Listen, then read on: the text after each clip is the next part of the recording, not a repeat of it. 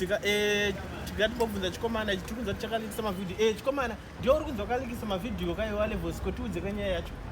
Mukoma wangu chinhu chakaitika ndechekuti levels ndakaona password yake, saka pane zvakazongoitika zvefight saka ndo pandakazwa ndatora foni yemukomana, saka pandakaendawo ndakangotiwo semunhuwo ane foni ndakangomhanyira kugalari. Ndizvo ndakaona kugalari mahwani ndakati izvo handione ndega izvi zvakuda kuitwa sei kuiswa pasocial media.